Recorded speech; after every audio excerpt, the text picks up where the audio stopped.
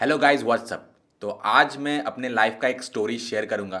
पता नहीं इसे मज़ेदार कहूँ। अभी मुझे लग रहा है कि मज़ेदार है जब मैं नरेट कर रहा हूँ, लेकिन जो हुआ था और जो हो सकता था वो बहुत ही डेंजरस है। हो सकता था कि मैं अब शायद जेल में होता। ऐसा भी है, मैं सीरियसली ये कह रहा हूँ। और जो भी मैं आपको बता रहा हूँ ये स्टोरी, ये बहुत ही ज़रूरी है सबके लिए जानना। और बता दूं कि इसमें 1% भी मिलावट नहीं है, ये पूरा का पूरा सच है। काश मैं इसको वीडियो के तौर पे दिखा पाता, तब मैं वीडियो अगर लिया होता तो मैं शायद वीडियो दिखा पाता। लेकिन जो मैं नरेट कर रहा हूँ, जो मैं बोल रहा हूँ, उसमें 100% सच्चाई है। 1% भी झूठ नहीं है। ये इंसिडेंट हुआ जब मैं रशिया से इंडिया लौट रहा था तब। और दिल्ली एयरपोर्ट में मैंने रात के 10 बजे लैंड किया था। और मैं यूजुअली फ़्लाइट जर्नी अवॉइड करता हूँ, और दिल्ली से कोलकाता और कोलकाता से दिल्ली मैं हमेशा ट्रेन में ट्रैवल करता हूँ। तो मेरी ट्रेन जो थी वो अगले दिन था, और वो सुबह के 11 बजे था। तो रात को 10 बजे से नेक्स्ट डे के 11 बजे तक मुझे वेट करना था। तो मैंने सोचा कि इतने घंटे काटना ही है, अच्छा होता अगर कोई दोस्त मिल जाता। और ऐसा ही हुआ, मुझे एक रशियन दोस्त मिल गया, उसका नाम था दीमा। तो दीमा एक्चुअली बहुत बार इंडिया आ चुका है। और कुछ ही पलों में हम बहुत अच्छे दोस्त बन गए और ढेर सारे बातें करने लगे। टाइम कैसे बीत गया वो उसका पता ही नहीं चला। तो उसके बाद बातें करते करते दीमा को टॉयलेट जाना था, और दीमा अपने बैग्स को रख के गया और मुझे कहा कि थोड़ा देखने के लिए। मैंने कहा ऑब्वियसली तुम जाओ, कोई चिंता करने की ज़रूरत नहीं, मैं यहीं पे हूँ। तो मैं बैठा था, और फिर वो वापस आया तो हम फिर से बातें करने लगे। और अब मेरी टॉयलेट जाने की बारी थी। मैंने भी अपने मेरे पास 3 बैग्स थे, मैं 2 बैग्स रख के सिर्फ जो बैक पैक है उसको लेके टॉयलेट गया। अब मेरे जो 2 बैग्स वहाँ पे थे, एक उसमें एक ट्रॉली था जो कि लॉक्ड था, और एक ऐसे ही हैंडबैग था जो चेन चेन सिस्टम था उसका।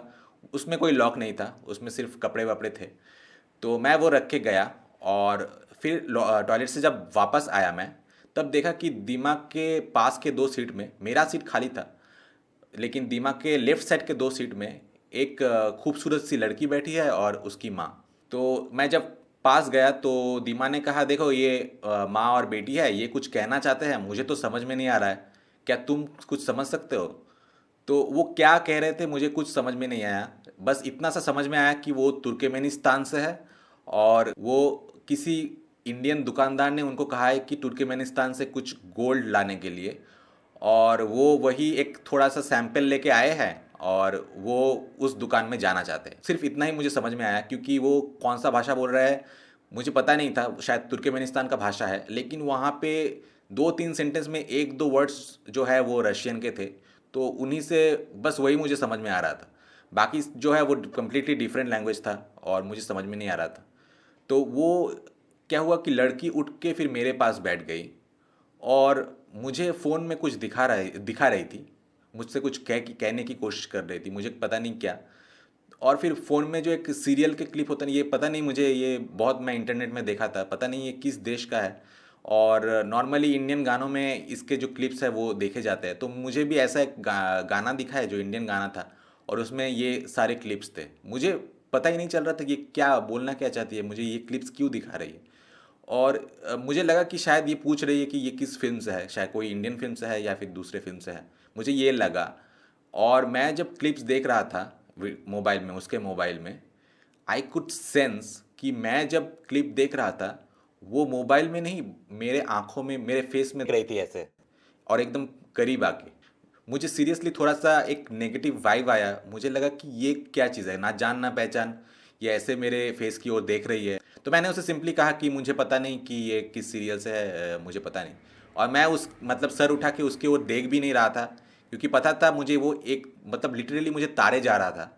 और मुझे पता था कि मैं सर उठा के अगर उसको ओर देखूँ तो एकदम direct eye to eye contact होगा, और थोड़ा ऑकवर्ड ही फीलिंग होगा। तो उसके बाद जो हुआ वो तो मतलब हद ही था। लड़की ने लिटरली अपने अपना जो हाथ है वो मेरे हाथ के अंदर घुसा के फिर ऐसे मुझसे और भी ज़्यादा चिपक गई। मुझे थोड़ा डर लगा और मेरे रोंगटे खड़े हो गए। सिर्फ रोंगटे ही खड़े हुए हैं, इसका डबल मीनिंग मत निकालना।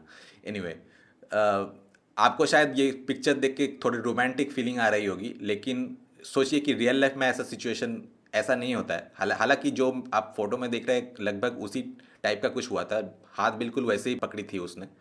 लेकिन आप सोचिए कि आप किसी फॉरेनर लड़की आपसे जान पहचान नहीं है और झट से ऐसे चिपक रही है, तो आप भी थोड़ा तो डरेंगे ही। तो मैंने उसका जो हाथ है मैंने हटा दिया और मैंने जो अपना डिस्कम्फर्ट था उसे मतलब दिखाने की कोशिश की कि मुझे अच्छा नहीं लग रहा है ये। और ये एक बार किया और फिर दूसरी बार 2 बार भी किया। अब दीमा जो है रशियन लड़के हैं, पता नहीं रशियन लड़के बहुत भोले होते हैं। वो मुझे कह रहे थे कि देख तू उसको दुकान तक पहुंचा पहुंचा देना, थोड़ा हेल्प कर देना। लेकिन इंडियन हूँ और वो तो हम थोड़ा स्केप्टिकली चीज़ें सोचते हैं। तो मैंने कहा कि दुकान तो भूल ही जाओ, मैं सिर्फ बाहर जाऊंगा और किसी कैब को कहूँगा कि उनको इस दुकान तक ले जाए, बस उतना ही मैं कर सकता हूँ। और मैं उस कैब में चढ़ूंगा भी नहीं। और हालांकि थोड़ा मुझे लग रहा था कि थोड़ा हेल्प कर दूँ, दिमाग को भी ऐसा लग रहा था क्योंकि उनको जो लैंग्वेज है ना इंग्लिश पता है ना रशियन के, मतलब मुझे तो फिर भी एक दो वर्ड्स रशियन के समझ में आ रहे थे। लेकिन अगर किसी कैब में वो उठते तो उनको तो बिल्कुल ही समझ नहीं आता। लेकिन फिर भी मुझे एक नेगेटिव सी फीलिंग आ रही थी, मतलब जो लड़की एयरपोर्ट में सबके सामने मेरे साथ ऐसे चिपक रही है तो कैब में अगर जाएगी पता नहीं क्या क्या करेगी। तो ये बातें करते करते ऐसे ही टाइम बीतता गया और फाइनली वो टाइम आया कि हम बाहर जाए। मेरा भी रेलवे स्टेशन जाने का टाइम हो गया था और दीमा को भी गोवा जाना था, तो उसको दूसरे एयरपोर्ट टर्मिनल पे जाना था। तो फिर हमने डिसाइड किया कि हम बाहर जाएंगे, दीमा को तो एयरपोर्ट में ही रहना है और मैं सिर्फ उनको कैब में उठा दूंगा और बस उसके बाद मैं अपने रास्ते वो अपने रास्ते। तो मैं जब हैंड बैग उठाने वाला था तब उसकी मम्मी ने उसको एक छोटा सा एक पोटली जैसा बैग दिया और वो लड़की ने फिर कहा कि मैं क्या तुम्हारे बैग में ये पोटली रख दूँ। और मैंने कहा कि मैं थोड़ा रूडली कहा कि एक्सक्यूज़ मी, आपकी चीज़ें हैं आप अपने पास रखिए, मेरे बैग में क्यों आप डाल रही हैं। तो और थैंक्स गॉड कि मैंने ये किया था। मुझे एक्चुअली तभी भी नहीं पता था कि हम जहाँ पे बैठे थे उसके बाद भी एक गेट होता है जहाँ पे सारे बैग्स वगैरह चेकिंग होता है। फिर भी I didn't get carried away और मैंने ये कहा, ये मेरे लाइफ का एक बहुत बड़ा टर्निंग पॉइंट था और थैंक्स गॉड ये डिसीजन मैंने लिया था। तो फाइनली उसके बाद हम बैग वैग उठा के सब आगे बढ़ने लगे और जब हम आगे चलने लगे तो लड़की ने फिर से मेरा हाथ पकड़ के मेरे साथ एकदम चिपक गई। इस बार मैंने नहीं हटाया क्योंकि 2-3 बार ऑलरेडी मैं कर चुका हूँ, ये हटा चुका हूँ उसको। तो इस बार सोचा कि चलो पता नहीं अब क्या है उसका, अब पकड़ना चाहती है मेरी, हाथ तो पकड़े। अभी तो हम बाहर जाएंगे और उसको कैब में उठा देंगे और मेरा पीछा इनसे छूट जाएगा। तो मैंने लास्ट बार उसको हटाया नहीं, वो ऐसे ही चिपकी थी मेरे साथ।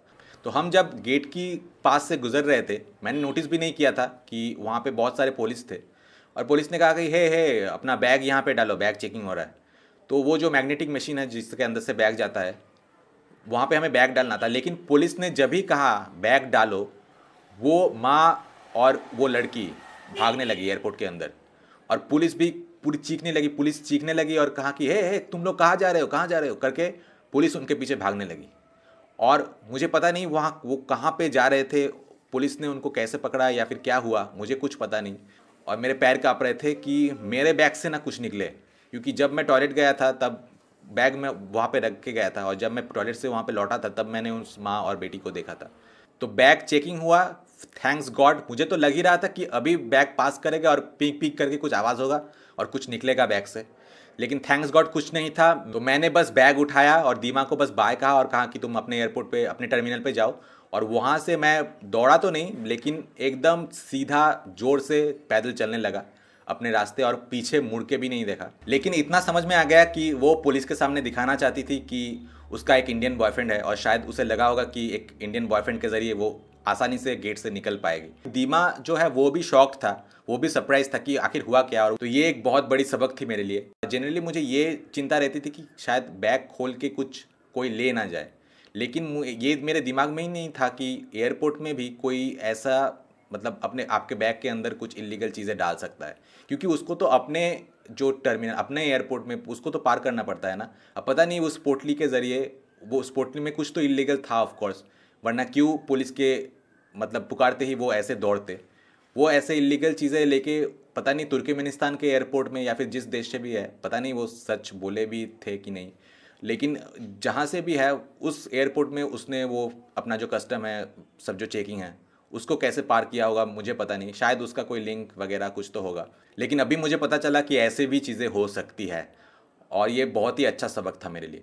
तो उम्मीद है कि आप भी इस वीडियो को देख के आप भी बहुत चौकन्ना हो जाएंगे और आप भी एकदम कॉशियस रहेंगे जब भी आप सोलो ट्रैवल कर रहे हैं। तो ओके गाइस, तो वीडियो को यहीं पे ख़त्म करूँगा, मिलते हैं आपसे नेक्स्ट वीडियो में। Till then good bye.